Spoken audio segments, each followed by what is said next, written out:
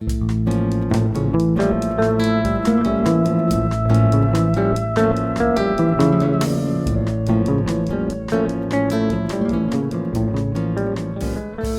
morning, everybody. Welcome to the December 1st Friday for the Cape Cod Technology Council. I'm Bert Jackson, CEO. And with that, I'm going to turn it over to our moderator today, Dale Shavigian from Cape and Plymouth Business Media, and also our program chair for the Cape Cod Technology Council. Dale. Thanks, Bert. Good morning, everyone. Is the audio okay? Good. All right. Got a little tickle in my throat today, so I apologize about that. Really excited for today. At the magazine, we do work. We've developed some content with Citrin Cooperman, and Mark DiMichael is a partner. He's in the firm. They're forensic litigation and value services. He's in the value services department at Citrin Cooperman. He's really made a career out of learning crypto, relating it to accounting. Citrin Cooperman is a worldwide company. They're a top 25 nationally recognized full service assurance, tax, and advisory firm with offices throughout the United States, United Kingdom, India, and the Cayman Islands. Mark is giving presentations on crypto, digital assets, NFTs around the world. Super knowledgeable on the subject. I've been studying this for months. It's like clear as mud to me. I kind of get it, but we've got Mark here today, world-class expert, really excited. And Mark, good morning. And if you want, I don't know if you want to start with an introduction or we can go right into your slides. Thank you, Dale. That was a great intro. Thank you. I'm not worldwide recognized, though. Just I'd say North America. I've presented across the United States and Canada, but not quite globally recognized at this time. You are to me, so. But I did get some Canada for the first time a few months ago, and I actually presented there twice since. So I could say North America at least, I guess. Okay. All right. Well, thank you for that introduction. Yes, as Dale mentioned, we're a full service accounting firm. I'm running our digital asset practice here at the firm. I'm technically sort of still in the litigation support and valuation department because I used to do forensic accounting and business valuations, but mostly my career is migrating in this digital asset direction because it's just so hot right now. So I'm going to share my screen. Oh, hang on, let me get the slides going first. Okay, hang on. And now this is to teach you folks, the whole purpose of this is to teach you folks about the things you want to know about digital assets. So if you have questions, jump right in and ask them. I'm going to try and focus on the industry, the business of digital assets, what people are using them for, what the potential future use cases are, the industry, the exchanges, all about that. But it's so broad, I could talk about this all day. If you folks have questions, jump in. I threw some extra slides at the end on taxes. Just I can fill time at the end if you don't have questions, but if not, that's what we're focusing on today. And I want you folks to know everything you need to know to make your business decisions and understand cryptocurrency. Okay, one thing I'll say, you might hear the term cryptocurrency, you might hear the term digital assets, you might hear the term virtual currency, and you might hear the term tokens. Those are all effectively kind of the same thing. It's 4 different words for what is basically the same thing. And I'm talking about here, we're talking about Bitcoin and the like. The way this all originated was back in the 1990s. There was a group of people, they called themselves cypherpunks, and they were deeply distrustful of governments and financial institutions. And they decided they wanted their own type of currency, their own money that they could use that wouldn't be subject to government oversight. That was kind of the dream. This has evolved into something that's very different than that. But that's sort of the origins of this. So they came up with this idea in the 1990s. They tried to do it and they failed because of something called the double spending problem. And that's sort of exactly what it sounds like.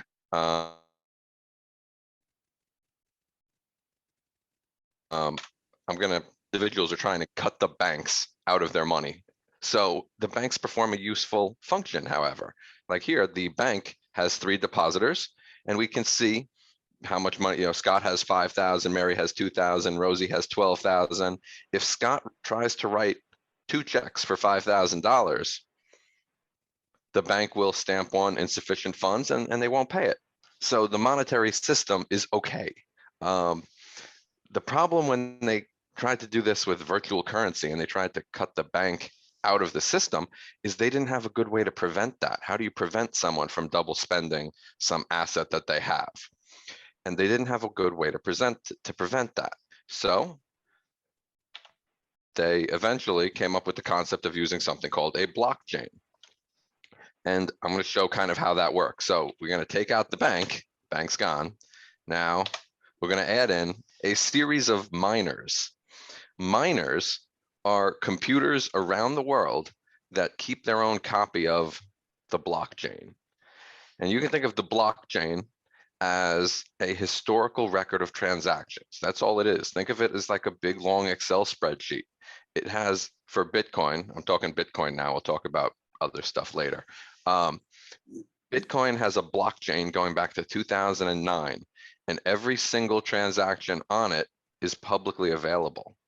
So if you wanted to verify if someone had a Bitcoin, you could actually trace that Bitcoin's origins back to the moment it was mined.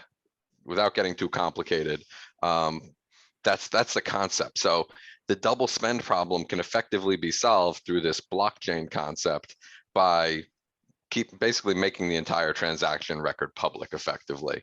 And these miners, it's their job to do what the bank used to do. Miners will process transactions, and they do that with a profit motive in mind. So now the way the blockchains work is instead of the people on the bottom, it was Scott, Rosie, and Mary, I believe. Now we've replaced dollars and those individuals with Bitcoin. So the person on the bottom left here has 2.4 Bitcoin. And this individual on the bottom left, he's Scott. That's the same guy from a slide ago. But I've blacked out his face here because the way the blockchain works, the way Bitcoin works, is instead of Scott's name being associated with his account, there's simply an address number. So Scott has address number 1, and address number 1 has 2.4 Bitcoin in it. But it's not readily determinable that that's Scott's account. The miners don't know who the owners of these accounts are. The way this system works is Scott on the bottom left will use something called a private key in order to spend those 2.4 Bitcoin. So if Scott wants to spend those Bitcoin, he needs to use the right private key to digitally sign a transaction. I don't want to get too deep into the technology of cryptography behind it, but that's the process. So it's sort of a password protected type system. If you have your private key and no one else has it, your money is safe. Your Bitcoin are safe, stored on the blockchain, and the miners are aware of it. If you lose your private key, you cannot ever spend your Bitcoin. There's no help desk. You'd need to, if you lose your private keys, you're out of luck. It's kind of like cash in that way, right? If I had a $20 bill and I lose my $20 bill, I can't spend it. There's no recourse for me if I lose my $20 bill. The same is true for Bitcoin if you lose your private keys. And same thing, let's say I get pickpocketed and someone takes my $20 bill. They lift it right out of my pocket. If I try and go to like CVS or the grocery store and say, oh, I had a $20 bill, somebody took it from me. Could I buy this, this juice or whatever? They're going to say no. But if the thief comes with my $20 bill and tries to buy groceries, the grocery store will accept the 20. They're not even going to know. Bitcoin's kind of similar. If your private keys are hacked or stolen, they now have your Bitcoin. So you can kind of think of it that way. It's kind of analogous to cash in certain ways. This is a digital picture of what a blockchain looks like. It's kind of a visualization of it. It's a lot of computer science. I could probably spend an hour just explaining how one of these works, and we're going to not do that because I don't think it's as beneficial for you folks. But again, think of it like one long Excel spreadsheet that is secured through computer science and cryptography, and all the miners have a copy and they process these transactions. That's essentially how the Bitcoin system works.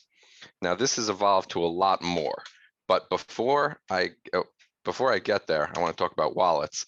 But before I do that, I want to know if any of you folks have questions. Nothing in No. the chat so far. Okay. All right. So as I mentioned, these private keys are kind of critical in this system. If someone loses their private key, they're out of luck. So how do you store your private keys? There's a few different ways to do it. One individual could have hundreds of addresses, and each address has its own private key. So you might have, I've had clients who've had 700 addresses, I know, because I dealt with one in an investigation. You don't have to keep track of those yourself. You're going to use an app or something else for that. So there's a few different ways to do this. One is you can get something called a software wallet. That's an app on your phone or an app on your computer. You just simply load up that app and you have something called a backup seed. But basically that will store your keys for you. If you want to make a transaction, you can also enter your transaction into that piece of software and it will be transmitted to the miners for processing. Item number two, the problem with a software wallet on a phone is, well, your phone could be hacked. You could, that's a concern. Anytime you have something hooked up to the internet, that is a concern. Even if you think your phone is secure, or you have the right software updates on it, there's still a risk. And if you're dealing with a lot of money, you don't want to use a software wallet. You want to use something called a hardware wallet. Let me pull some of those out here. There we go. Yeah, this is an example of one of them. It's about twice as big as a USB key. This is called a Trezor.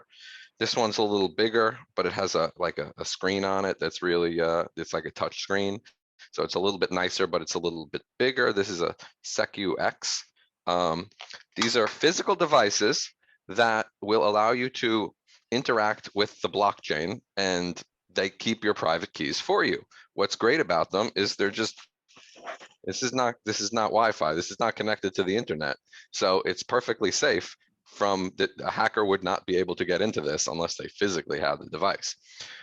So if you're dealing with larger quantities of funds, offline storage, such as a hardware wallet, is better. The third option for keeping your backup keys is to go even more offline. You could simply write your private keys down or print them off a printer off your computer. If you do that and you just keep your private key written down somewhere or print it out and keep it in a safe deposit box or something, your money is safe. It's going to be safe long term. No one will be able to hack into that through the internet. You might want to take some steps to make sure that piece of paper doesn't get destroyed, or you might want to use something like this, where your seed is etched into steel. This is called a crypto steel. If you use one of those, your funds are safe, they're offline. The downside to that is if you want to transact regularly, a hardware wallet's going to be better, because every time you want to make a transaction, you're going to need to type in your private key. And these things are like 60 digits long. So not really very practical, but effective for long-term storage. And then finally, all of this may be too complicated for you. You don't want to deal with these private keys. You'd rather, and you're not hostile to banks in any way. You're willing to keep your money with a third party. You can simply keep your Bitcoin with a third party financial institution. There's exchanges and other custodians out there where you will simply have a username and password, and you'll have an account at their institution, and they will deal with all this private key nonsense for you. So those are a few different ways you can store your cryptocurrency. Mark, can I ask one quick question about that? We have a Sure. question from Steve here. If you feel your private key is compromised, can you change that key, or would you have to get like a new wallet, for example? What you would do is you would, Or a new, and how does that work? yeah, so there's something called a wallet seed. Let me see if I can give an example. 39. I'll pull up something here to show you. Nope, wrong one. So as I mentioned, you may have hundreds of private keys, and you don't want to keep track of these yourself. So what there is something called a backup seed. So this right here, let's see, generate. There we go. See these 12 random words. This is basically the backup to your private keys. So you're going to write this down, you keep it in a safe somewhere, and then you type this into to your hardware wallet, and then your hardware wallet will generate multiple private keys for you. Every time you receive a new batch of funds, you might get a new private key, depending on the way your software, your wallet's set up. Some people might use the same keys over and over again. Either one is safe, but it's sort of safer slightly to get a new key every time. Anyway, if someone were to have one of your private keys, let's say, or maybe they got this whole seed word, whole set of seed words. What you would do is you'd take your money, your Bitcoin in your wallet, you'd create a new set of 12 words that would be generated randomly. Boom, there's my new 12 words. You would then create a wallet with that. A wallet is like that's your wallet, basically. This is a string of words that is the backup to all of your private keys. You create a new wallet, and then I would transfer the funds to a new wallet, and then you never use the old one again. That's probably the best way to go about it.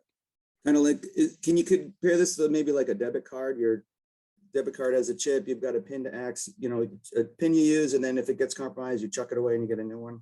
That's a good way to think of it. Absolutely. Yeah, no, absolutely. Good example. Okay. Any other questions before we move on to more about why Bitcoin's worth something and the other uses for cryptocurrency? Okay. So Bitcoin is just one cryptocurrency now. That was the first. Everything I've said so far is really Bitcoin related, but all the other cryptocurrencies run off the same overall technology. The concept that I talked about of eliminating the banks from your financial transactions, that the original creators of Bitcoin did that because they were just deeply distrustful people deeply distrustful of governments. But that concept of eliminating the bank actually has another side effect that they weren't necessarily even thinking about. If you take the bank out of the system, you also remove bank fees. And all the profits the bank generates when they lend money and borrow money, that all is to pay their employees, it's profit, it pays for the physical bank space. All of that can actually, through this technology, we can actually sort of automate all that effectively. So cryptocurrency has the ability to automate that and save costs, save money.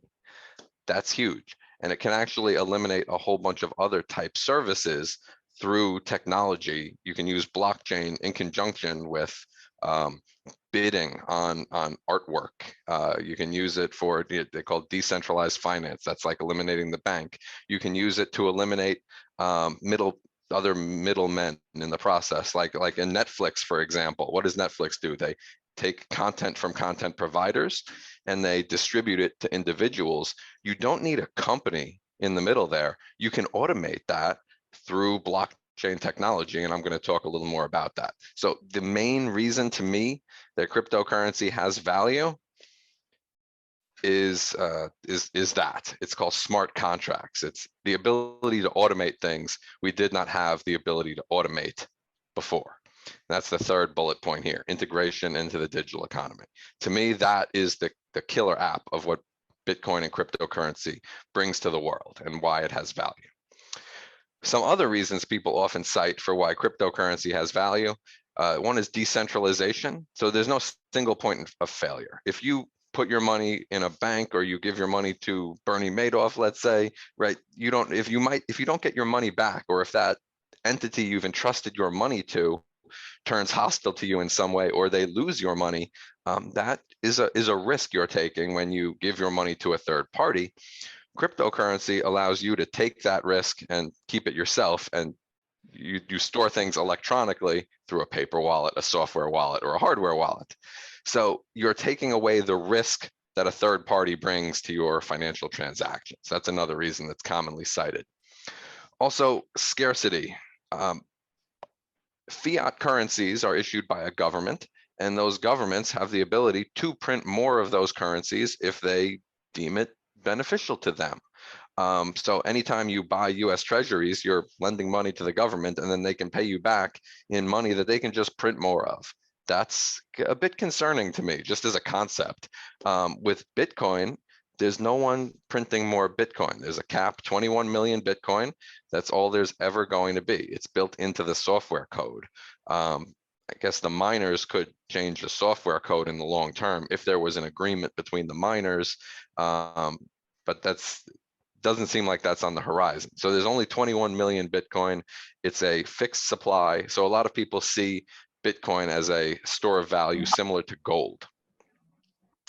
Item number 4, as I mentioned before, bank fees. That can cost money if you want to send a wire transfer. That can be like $30. Bitcoin and cryptocurrency, through automation, through technology, gives people the ability to instantaneously, securely send money around the world for almost no fees. El Salvador, in fact, recently made Bitcoin. They call it what they call it. It's like they have no national currency. El Salvador. They use U.S. dollars, but they've put Bitcoin on par with US dollars. So they have 2 national currencies now, if you will. One of the reasons cited for that is that Bitcoin will allow people in the United States to send their family money in El Salvador through Bitcoin more cheaply than if they use a financial institution. That is one of the cited reasons for doing this. I think like 25% of El Salvador's GDP is like family members sending money to El Salvador. Also, globalization. We're in a global world now. We don't necessarily need a currency that's tied to a country. It'd be great if there were currencies that could just move between borders without having to worry about that. So Bitcoin kind of brings that to the table a bit as well. Next item, privacy. Visa knows every dollar that I've spent over the past many years because I put everything on my credit card. That is just part of the system. There's nothing I can do about that. If I want to use electronic money, before Bitcoin existed, if you want to use electronic money, you need a payment processor like a bank or a credit card, and they see what you're spending. Some people don't like that. So privacy is a added advantage of cryptocurrency. Now that's good for people who want privacy, but it's also good potentially for criminals. And criminals have been one of the earliest adopters of Bitcoin, in particular, due to that privacy, that private nature of it. So in a way, Bitcoin has value, even if a country deemed Bitcoin to be illegal, Bitcoin would still have value because it would be valuable to criminals that are still using it anyway. Like 99% of ransomware now is paid through Bitcoin. And then finally, investment income, speculation. Part of the reason crypto keeps going up, I'm sure, is just because people see it keeps going up and people want to get a piece of the action. So if someone's buying cryptocurrency for that reason, that's going to impact the price as well. So these are the reasons I've come up with, and I've heard others say as well, as to why cryptocurrency is worth something as a concept. So you may not think a Bitcoin should be worth $60,000, but I hope after hearing this, I hope you think it's worth at least a penny. That's, if I get you there, I'll be happy. Anybody have any questions before we move on to the next slide? We did have just a couple quick questions in the chat. Bert had asked a follow-up. If your keys are compromised and you generate the new seed and you generate the new keys, you're basically setting up a new account. And I think what he means by that is a new address. Yes. Are you creating a new address, a whole new place to send money, and that old place where money was is gone? Correct. Or you're not using it anymore? It's not gone. It'll be on the historical record. Like if you look at the blockchain historically, you can see money went into those accounts and went out of those accounts, but it's not relevant to you going forward. As long as you don't put new money in there, you're okay. Gotcha. Next question. What happens when no more Bitcoin can be mined? What's the incentive for the miners to keep doing their work? Doing their work on the transactions. So the amount of Bitcoin mined each year goes down, and it's going to continue to decrease for the next, I think, 100 years. So eventually that mining income will go away, but there is a transaction processing fee that you effectively pay when you enter into a transaction as well. Those eventually will be the only compensation that the miners receive. How much that transaction processing fee is can vary. Ideally, it was designed to be very low. It was designed to be pennies or fractions of a penny to send a Bitcoin transaction. Because Bitcoin has become so popular so fast and the technology hasn't really kept pace with that, there has been times where a Bitcoin transaction cost $30 to $50 just to send one. Very rare. It was only during times where it was like really at the top of a market. And then usually it goes back down. I'd say the median price over the history of Bitcoin has maybe been $2 a transaction or something like that. But it's a fixed fee. It doesn't matter if you send a little bit of money or a lot of money. So if you're sending, a lot of money, it's much more worth it than if you're sending a smaller amount, at least with Bitcoin. With other cryptocurrencies, like Bitcoin Cash, fractions of a penny. So it can vary. Did that answer the question? I might have went off on a tangent there. What was the original question? No, that's good. And I think we should move on for the sake Okay. of time. No more questions right now. We don't have any more. Fantastic. Okay. Beyond Bitcoin, this is what else a cryptocurrency and blockchain technology brings to the table here. So some of it has nothing to do with other assets or cryptocurrency. Some of it is this blockchain technology is actually good for businesses in a back-end type fashion. So instead of storing information on one server at your company, you can distribute a database. Instead of putting it on one server, you can have it in multiple locations. You can even have copies of this data with your competitors as well, or your suppliers or your customers. You can build a blockchain that spans across multiple entities. So those entities don't need to trust each other, but they can still use the same blockchain. Walmart's using this, for example, to link their payables and receivables and their, well, more their payables and their inventory. They're putting their inventory system and all of their suppliers on a blockchain to facilitate transfer of information. So everybody has a copy. So instead of Walmart saying, oh, I'm going to go to Sony. We have their PlayStations on our shelves here. Instead of Walmart saying, "Oh, Sony, you owe us 500,000," or "We owe you 500,000," and Sony says, "No, it's 700,000." That's problematic. If there's you need to constantly have people reconciling balances. If they're all working on the same database, there's never any disputes like that. So Walmart is building that into their supply chain.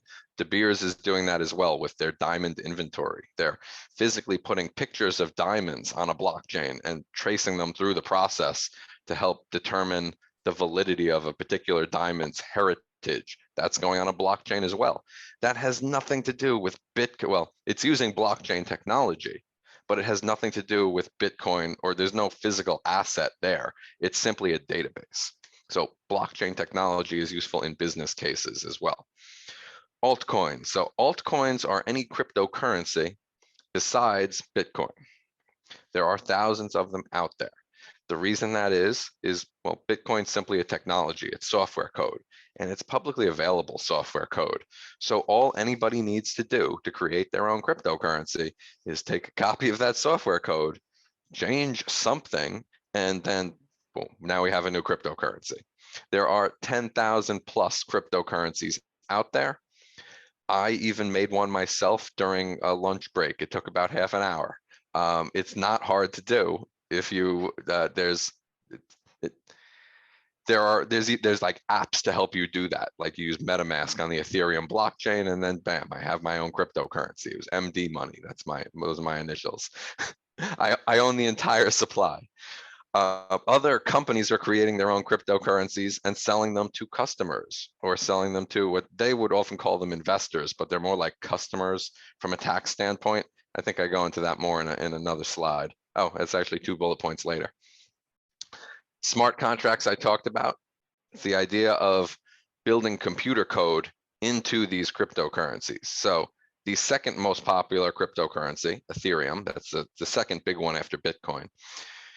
That has smart contract capability. Smart contracts is basically you can build software code into the cryptocurrency to automate things, like the examples I gave before, automating lending, automating bids for, like artwork, automating streaming of videos and distribution of video content.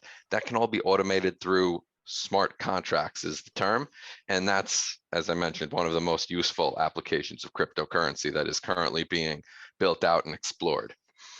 And I'll go into some more detail on those later.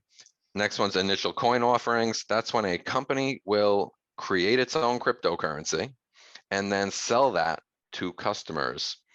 And that new cryptocurrency or token that is created, tokens like the computer science word for cryptocurrency, that new token created is given to customers, and those customers can use those tokens often to access like a computer platform that's being built or a software program.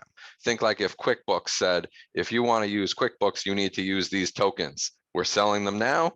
And then once we finish building the software, you need to use these tokens on a regular basis to use our program.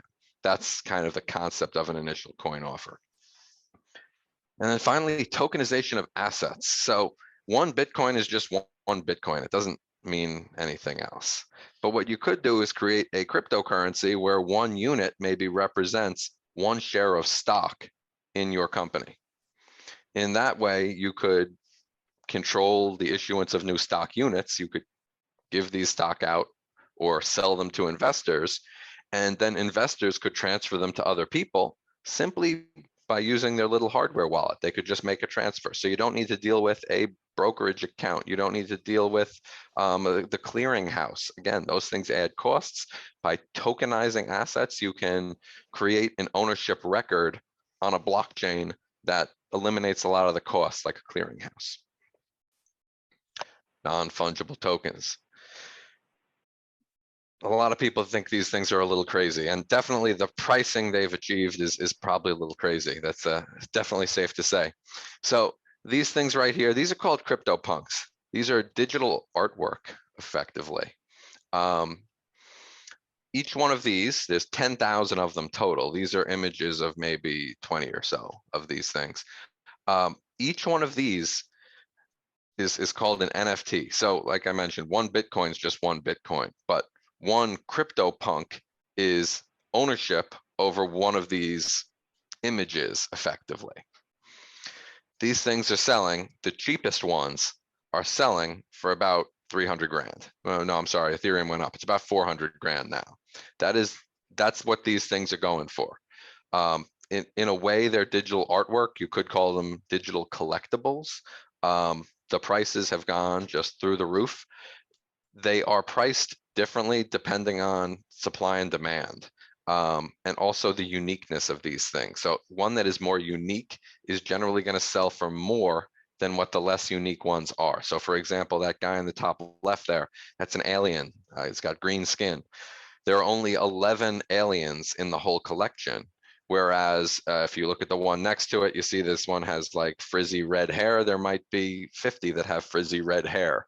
So that's kind of a factor on the impact of price. Why is anyone paying this much money for these types of things? I don't know why it's gotten so popular so quickly, but there is a lot of benefit to these NFTs that could be rolled into other things. Like for example, Mila Kunis has started a TV, it's an actress. She started a TV show called Stoner Cats. In order to watch that TV show, you need to have one of the NFTs for Stoner Cats. So she sold these NFTs for millions of dollars. And now this NFT is your ticket to watch Stoner Cats.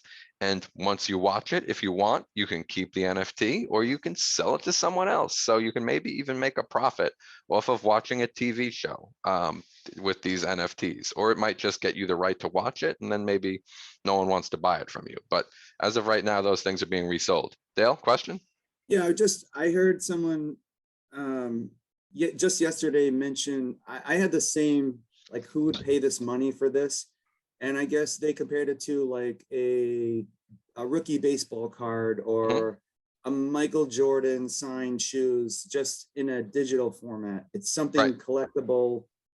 It can go up and down in value. It could get inflated or deflated based on who wants it. Market Like sentiment. Pokemon, Yeah. I guess. Yes. Well, I'll give some other examples actually, and one of them was sports collectibles. People are associating these with sports collectibles. There's one website I know of where they're basically taking on, to say they have a Michael Jordan jersey, they take it and they make 1,000 tokens for it. And if anybody can, and they sell these tokens, if anybody collects 75% of the tokens, they have the right to redeem the tokens for the actual jersey, and they can take physical delivery of the jersey. Another one is there's a big barrel of whiskey that hasn't been bottled yet, but it's got 100 bottles worth of whiskey in there, and they sold 100 NFTs. The NFT holders now have the right to vote. Do we bottle it now or do we wait a few more years? So there's a voting system built into these NFTs. And then you actually, when this is all done, you can simply trade your NFT for a bottle of whiskey, or there might be an extra amount you have to pay. I forget. But people are coming up with all sorts of ways to make these linked to real world goods to some extent. Sometimes they're just collectibles, like just buying one of these, that's all you get is that image. There's definitely an element of like bragging rights to this. I think Steph Curry put one of these as his Twitter avatar, and Twitter actually verifies that you actually own the NFT if you're going to use that as your avatar. So in a way, it's just bragging rights. Look, I had $500,000 to spend, and you all know it. To some people, that has value, but that's a lot of what this is. Because I could just right-click one of these images, save it to my computer, and I have the image now, but I still don't own the image. The owner of the NFT owns the image effectively. Okay. Oh, and then one other example I'll give. This is I'm about to get my first NFT. I recently bought tickets to that new Spider-Man movie. The first 80,000 tickets sold will get an NFT. So I was on that list, and AMC Theaters, they issued these NFTs, and they're giving it to their customers as a collectible item, or just a way to another touch point with their customers to get their customers excited. So, that's out there too. There's a million different ways to use these things, and they can be linked to real world goods.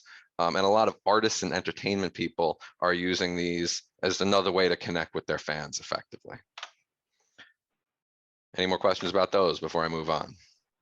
I know that's the hot topic now. Okay. Decentralized finance. So I talked a little bit about that before, cutting the bank out of these transactions, lending, margin borrowing, exchanges, arbitrage, options. All of these things were done with dollars in the past, and there's always a bank involved in it. Decentralized finance removes the bank, and all of these things are actually being done now, but just being done with cryptocurrency instead of dollars. So if you're lending on the BlockFi, if you deposit your cryptocurrency on BlockFi, I think you're getting like 6 to 10% interest. Whereas if you deposit with a bank, you're getting much less. And the primary reason for that is BlockFi doesn't really have much in the ways of costs. There's no physical branches. You're not paying their employees. You're not paying their profit. I think they make some profit, but it's not at the same level, and it's not at the same complexity of what a bank gets. So this is a way to get higher interest rates in the long run if you use technology to cut costs. There are also companies out there accepting cryptocurrency payments. This is some examples of them. You'll see many of these. These are all probably companies you're going to recognize. A number of them are like not-for-profits, because there's actually a tax benefit to donating appreciated cryptocurrency or any appreciated assets. If you donate them, there's actually a pretty solid tax benefit there. We also got here the Miami Dolphins, Dallas Mavericks, sports teams. They're kind of getting into it. Overstock.com was one of the earliest. And you also have Citrin Cooperman on here. That's my firm, right towards the middle there.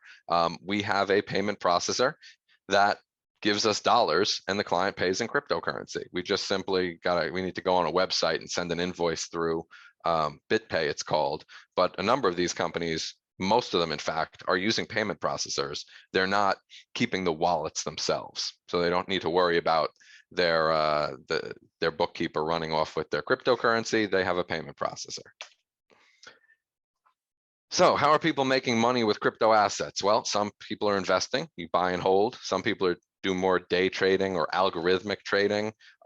There's a lot of arbitrage opportunities currently in cryptocurrency because there's so many different exchanges, and the prices are so volatile that a number of people I've talked to have made like money doing that, the whole arbitrage thing, whereas if Bitcoin's worth $500 here and $600 here, you sell your Bitcoin here and buy it over there, and you make a profit, basically risk-free. There's also mining, crypto mining, like I talked about. Staking is the next one. That's kind of like mining, but instead of, it's just another system. Instead of with the mining system, all the computers are racing against each other to see who can add the next block of transactions first. With staking, instead of these computers just working all 24/7 racing against each other, they do it more cooperatively. They kind of like take turns almost. I don't want to get into too much detail there, but that's the concept. But it's similar. It's maintaining the blockchain through a different process, and it's also profitable, provided you have the right computer set up and everything. Companies are also doing brokerage and custody type services and service providers out there, like Citrin Cooperman and other firms that are, there's another firm like Apollo NFT. They do consulting for artists that want to make NFTs. I know some people over at Apollo, and I've sent them some referrals in the past. There's lawyers making money off this. There's some complicated legal issues here. And then finally, there's companies that use tokens and crypto assets in their business model. So I gave an example of initial coin offerings before, or payment processors, companies creating these tokens and DeFi applications, software applications. Companies are doing that as well. So there's a number of different ways to get involved here in the industry. There's even ways to invest where you don't hold cryptocurrency at all. Like if, for example, if you go buying Tesla stock or MicroStrategy stock, those are two public companies that have a decent amount of Bitcoin on their balance sheets. For MicroStrategy, it's a very large portion of that company's value is just held in Bitcoin. With Tesla, however, that's a very large company. So their Bitcoin holdings are kind of much more immaterial. So there's some other, and there's also Bitcoin futures. There's a Bitcoin futures market on, I think it's the Chicago Mercantile Exchange, and that's settled in dollars. So if you participate in that, you can settle up without having to deal with any physical holding of cryptocurrency and the whole hardware wallet, software wallet nonsense. I talked a little bit about decentralized. Oh, well, there I mentioned the futures market there. Oh, there's a number of hedge funds, and there's a Bitcoin ETF in my third bullet point here, or fourth one down. I wrote there's none currently in the US. There's currently no Bitcoin ETF, but there is a Bitcoin futures ETF that just started about 3 or 4 weeks ago, I think. So the industry is kind of growing and evolving, and more products are popping up out there. Does anyone have any questions before I hit on some tax topics? We had a couple questions. I can tell you what they are, and you can decide if we want to wait or not. Sure. No, so the first one's from George about 10 minutes ago. How long does it take to sync the blockchain transactions across all the miners? And if there's a delay, does that give the opportunity for a double spend to happen with Bitcoin or any crypto? So if okay. That transaction process, if there's a delay, is there a double spend opportunity or possibility? So small, that is potentially possible, but it's not something you'd have control over, because you don't know if there's going to be a delay in that moment or not. So the way it works, all the miners sync and work off the same blockchain. It's kind of a majority rule type system. So sometimes what might happen is, let's say there's a pool of transactions, and maybe there's 5,000 transactions in there, but you can only fit 2,000 transactions in a block. So maybe the first, they pick one set of 2,000 gets processed by one miner, and a different set gets processed by another miner, because there's maybe a syncing problem there. And then let's say they both complete a block at exactly the same time. You're now going to have two different blocks. What happens next is we're going to add another block onto the end of the transaction. That's what it is. It's one block after another. You're going to have now conflicts between these two different blocks. What's going to happen then is one of these two blockchains is going to win out, and the other one is going to lose, basically. So it will disappear. It's called an orphaned block when that happens. It happens once every 2 to 3 months, I believe, where there's an orphan block that ends up occurring just due to, like you said, syncing problems and things like that. What would generally happen if transaction A is in this blockchain, but it's not in this blockchain, it's still pending over here. So what would probably happen is transaction A would just go through one block later. So probably 10 minutes later, that transaction would happen. It's a small risk, but theoretically possible. Okay. This is my question. Probably a good time to bring up, there's not a lot of buyer protection with crypto currently, correct? I know this company is working towards it, but like if I buy something with my credit card and I don't like it, I can dispute it. There's not, is there a dispute mechanism in blockchain, or is it kind of like, sorry? It's the latter, sorry. That's bad for customers. Really good for businesses though, because no chargebacks. You'd say, oh, you have to sue me now if you want your money back. So, And that's where but you're Citrin right. comes in. It's it's a no chargeback type system. There's no disputing charges if you're using crypto in its native format.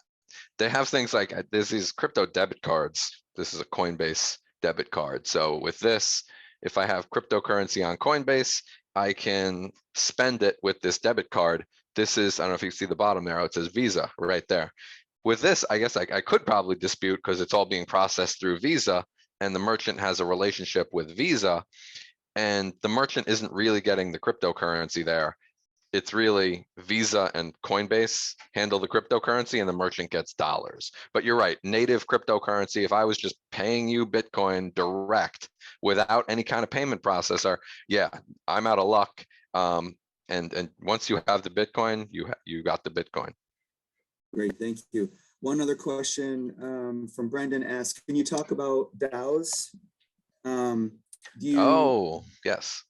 So do you get into DAOs at all, and do you have a use case you could share? Sure. A DAO is a decentralized autonomous organization.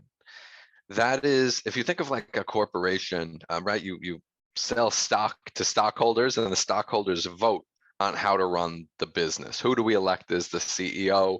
And major business decisions are handled by the board and the stockholders, and then there's like management appointed to run the business. With DAOs, it's the same type of system, but instead of stock, you're doing it through the use of these cryptocurrency tokens. And what's often built in is something called a governance mechanism, where these tokens can be used to vote through smart contracts effectively. So what you'd have is, and I'll give a good example of one that we're actually pitching this company right now to see if they want to use us. They're forming a DAO. They're going to basically collect money from investors, sell these tokens to them. Each of them will have a DAO token, and then they're going to vote on what to do with the money. And the plan is they're going to buy NFTs and invest in NFTs, and then they will eventually be sold and the money can be distributed to these token holders effectively. But it's basically an automated organization structure. Instead of having shareholders and a board of directors, you do that through a cryptocurrency token. So that's a good example of what a DAO might be. You could have a DAO do anything, because once you collect this money, you could still have the shareholders or token holders vote, and then you have an individual on the outside that would go, and maybe the shareholders voted for me to open a bank account, so I'm going to go open a bank account. You can kind of do, it's basically running an organization through a token instead of running it through stock certificates. Great. I think video games are turning towards this model also, right? Metaverse. That's another topic I'm hoping we'll talk about, not today, but in the future. Creating virtual worlds and cryptocurrency, and people can vote in. People are voting on what's happening in that world, in that video game. Yep. Pretty wild. Absolutely. Yeah, I'll even touch on that a little now. I'll give it another example. This is not a Citrin Cooperman client, but I heard of it through one of our clients effectively. And you can even look it up online. There was this, it's a Swedish pop singer, and there's virtual video game worlds out there where you have, you can buy digital plots of land that are NFTs, and you once you have that NFT, that's your land plot, and you can sell it to someone else. But in this world, this Swedish pop singer had a piece of digital land that was a Swedish lake house. And her character in this game hosted a virtual dance party for her fans at this Swedish lake house in the game. So anybody who was playing this game was allowed to go to this Swedish lake house and attend her virtual dance party. And she raised, I think, about $2 million selling different stuff there.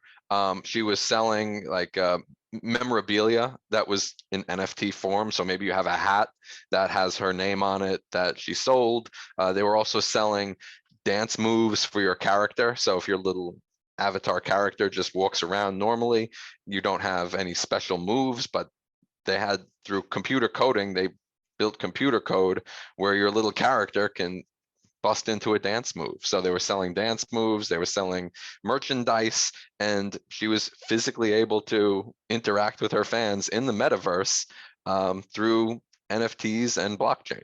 And it was just a good way for her to keep in touch with her fans.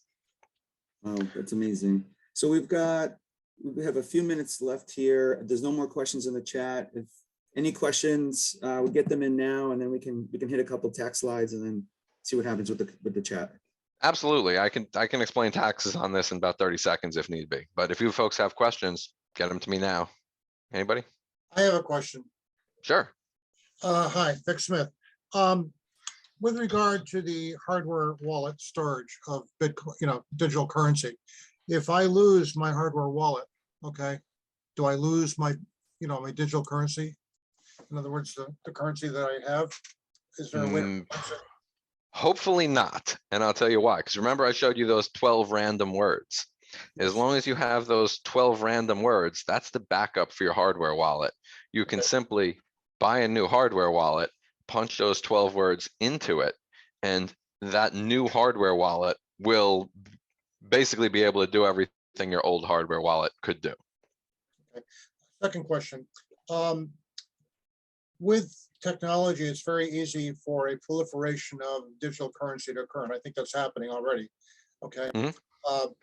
In the world markets, okay, the dollar has been the international standard for a long, long time. What about the digital world? Okay.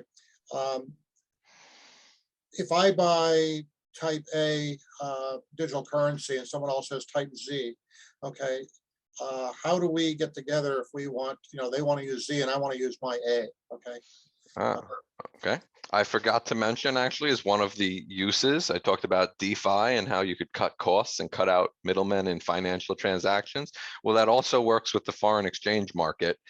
There are decentralized exchanges out there and decentralized payment processing apps that they're kind of not ready for prime time yet.